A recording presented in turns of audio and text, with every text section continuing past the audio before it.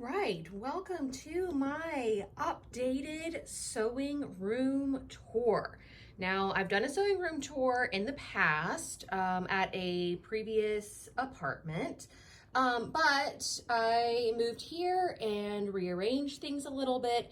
So I thought I would give you guys a quick look-see around just to see how I have things laid out and get a few ideas from me on how I have some things organized and ready to go. So let's start with the sewing desk.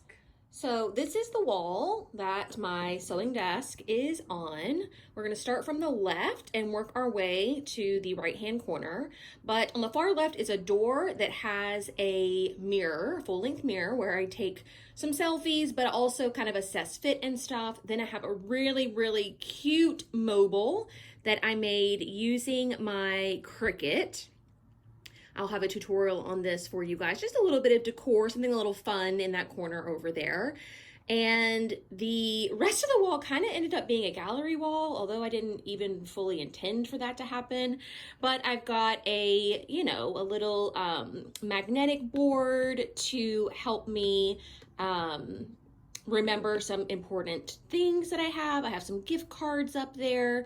The gold frame with the black is one of those boards that you put the letters in, the little, I forget what they're called, but the little white letters, you put those in. Got a calendar, this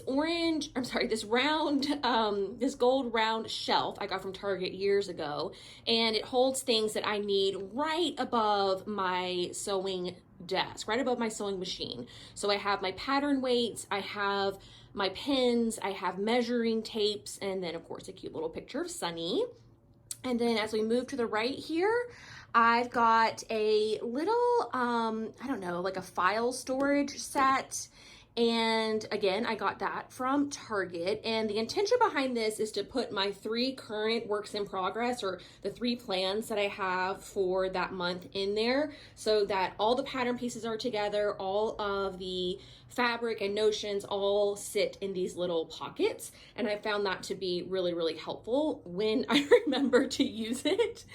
And then I've clipped up a bunch of scraps that I have of tracing paper, because as you can see, we're getting really close to my cutting table. So I'll give you a look at the rest of the wall as we kind of pan around here. You can just see there's just like some decor and other little knickknacks kind of hung around there. But we'll come back down and we've got my cover stitch machine, which is beautifully covered with a handmade machine cover. I have machine covers for the other 2 machines. I just have not sewn them, and I'm desperate to, because the cover stitch one is so adorable. But moving to the right is my serger, and then there is my sewing machine. I have the same chair I've had all along. Again, it's like the same cream and gold motif, except this one came from Pottery Barn Kids. And then the black, okay, so to the right is a large black trash can. And you guys, this is going to sound so silly, but when I redid this sewing room, that is one of the best improvements that I made. Putting in a large trash can and just accepting the fact that I make a lot of trash in here has saved me so many hours of just like frustration with the little trash can on the left of the desk. That's what I used to have, and all my scraps and all my paper pattern scraps, all that was trying to go in that little trash can. But now I have a big one. It lasts for like weeks, and I can stuff it really full. I do want to get like a cute one, but that was like $5 at the hardware store, so I just went for it. All right, would you take a look at this? Beautiful organized drawers right underneath my sewing machines. The left-hand drawer we'll start with first. It has the least amount of stuff in it. This was jam-packed whenever I first moved. So the fact that I've condensed it down to just like a manual, and then that little organizer box there has all my sewing machine feet in it, is just exceptional. Really, really proud of that moment. And then we'll move around here to the right-hand drawer. Now this is the one that sits right underneath my sewing machine. So I have all my sewing machine needles, the sewing machine needle organizers. I have a few little like thread spools that I haven't put away. I usually collect like 5 or so of them before I move it into the closet.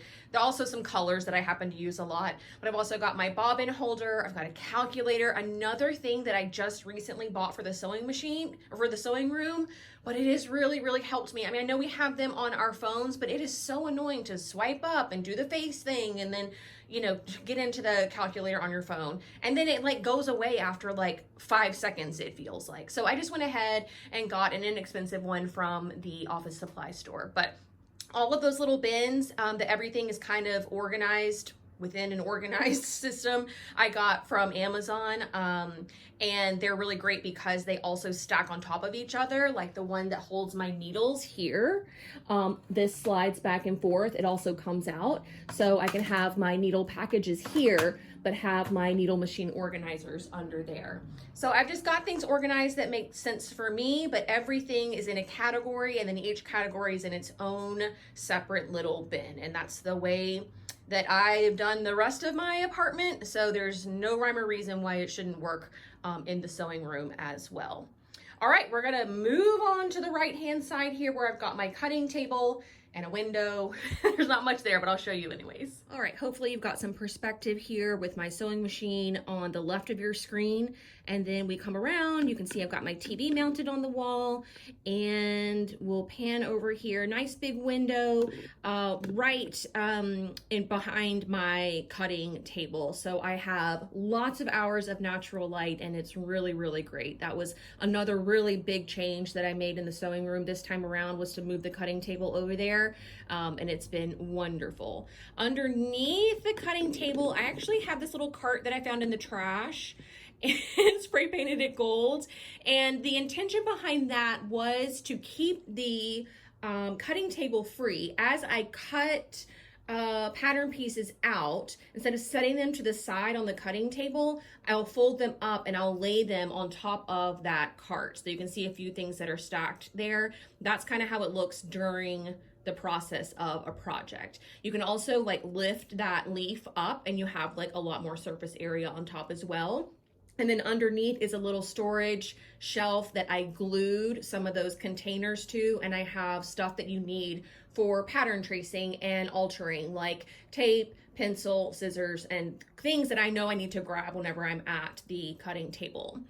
Moving on to the right here, we have my Cricut station that has my Maker, my Explore Air, my Joy, and then on the ground is the Easy Press. So everything is there in one space. You can kind of see behind the dress forms, I have the Cricut mats, cutting mats hanging on the wall there. Behind the Cricut station is all of my scissors and cutting tools. No joke, no joke. That is, here I'll zoom in, that is the situation. Lots and lots of them. The bottom row is scissors, but also rulers. And again, these little organizers that I have everything hanging from all came from Amazon. I'll have everything linked for you in the description box. But yeah, that's a lot of scissors. I'm aware, but I like to have scissors for every specific thing that I could possibly need them for. So that's what I've got over in that corner. So we'll turn to the right again, and I'll show you my ironing station. All right.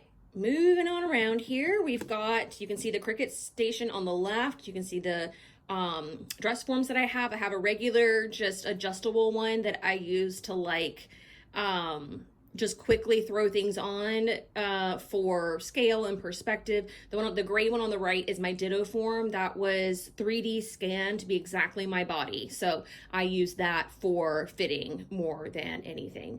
The ironing station here is a DIY that I made. I actually have it on the channel. So if you're looking for a way to have an ironing board with a lot of really good storage underneath, I will have that linked for you below as well. It's served me so well. I absolutely love this thing. So it's basically like a kitchen island with a ironing board on top, and then on top of that is my wool pressing mat. The center of the wool pressing mat comes out, so I can either have a large pressing mat or a smaller one. That thing is wonderful. I've done a video on it before. I will link it in the description box for you.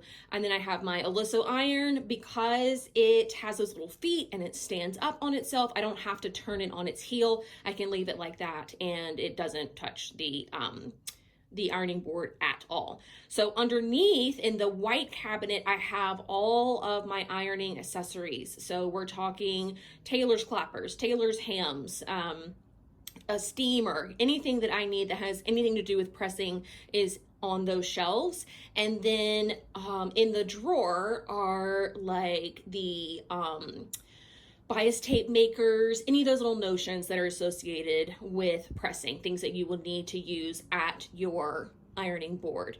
The cart, the gold cart underneath is kind of a bit of a situation. Most of that stuff is just like backstock or things that need to be put away. But it just fit under there so nicely, and it's kind of an out of sight, out of mind thing, which is troublesome because you can literally just tuck it away in there and then you don't ever see it. So that is going to be like a work in progress for me to clean that off and find a really good way to use that cart. Similar in concept to the cart I found in the trash can. That one's a little more well made. I bought it brand new in the store. I just have to find a really good purpose for it. And then that gold thing is, I think, patterns that I need to fold and put away. The pink and gold bin on the floor. So then I have just like a decorative dress form that I, for whatever reason, just cannot part with. I don't know why. So she's tucked away there. She might find her way to Goodwill or something here shortly.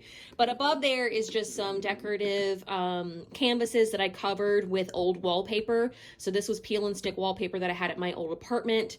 It was from Spoonflower and very expensive. So again, I couldn't bear to throw it all away when I moved. So I just folded it up neatly and then wrapped it around some canvases and stapled it like you would reupholstering a bench or something. That's all that is. But it adds a little fun and a little color. It's very valuable space, that wall space up there. So we'll see how long I'm able to keep it cute and not functional. All right, we've got one more wall, and this is my just wall of stuff and happiness, but it is very well organized, so it makes it manageable. So let me talk you through that. All right, you can still kind of see my ironing station there, so you know that we've just kind of turned a little bit to the right. And I have a whole wall of IKEA Kallax bookcases, I guess, or shelving units. They are the, I think they're like 13 by 13 openings. So you can see how I have a whole bunch of stuff in there. This is not wanting to, here we go. I need to oil my tripod. But anyways, you can see everything that I have in there. So let me take you through left to right. So on top, where the little ruler bin and the bin with the scissors on it, I found those at a consignment shop. How cool is that? Those have like little decor things that I need to like take pictures for Halloween and Christmas and stuff like that. Underneath is kind of a little bit of an office station where I have like tons of notepads. I have lots of planners. My Threads magazine backstock is there. I also have, this thing is really cool. Let me show you. So this here that I keep on that shelf is a like a mini sized 3-ring binder.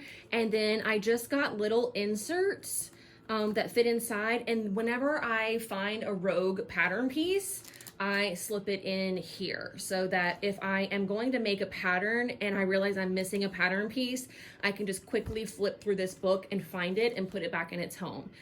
And I don't know, is that unique to me? Am I the only one that finds rogue pattern pieces all the time? I don't know how they're always getting separated, but yeah, this little guy is really cute. And then for the cover, I just put some cardstock in there. I just cut it down and put some cardstock in there. So pretty proud of that because that can be a messy, messy situation otherwise. All right, so I've got that in there, and then we come down, I have my books on the left, and then that bin on the bottom is completely empty, so proud of that. And then I have all my fabric. So my fabric is organized. The left-hand column is wovens and the right-hand column is knits, and then it's organized by weight. So at the very top is my lightweight wovens on the left and my lightweight knits on the right, and then we calm down and we transition into heavyweight knits on the left. I'm sorry, heavyweight wovens on the left and heavyweight knits on the right, and then, you know, everything in between. Moving to the right, we've got lining, batting, interfacing. You can see all of that there. The pink bin that does not have a label is muslin fabric. Those two little rectangular bins are sadly works in progress, things that I've literally cut out but I haven't sewn yet.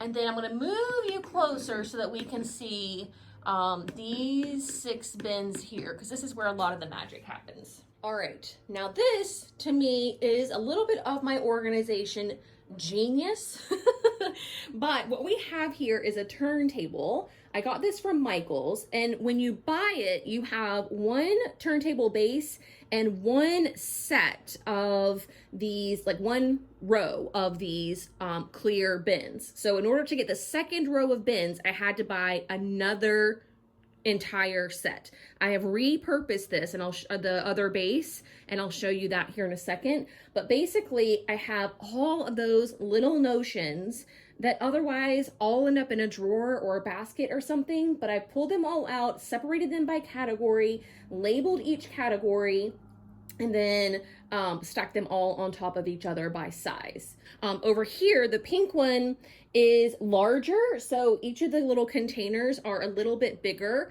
than the ones here, but it's obviously not as tall, so it's open on top. So all of my tall things or large cumbersome things that wouldn't fit in one of these is all in this bin. This one came from Amazon, so I've got my Wonder Tape, I've got my tall like point turners and things like that, colored pencils and pens, and then bigger things like my little Cricut cutie, which he's very valuable, so I'm not getting rid of him, keeping him close by.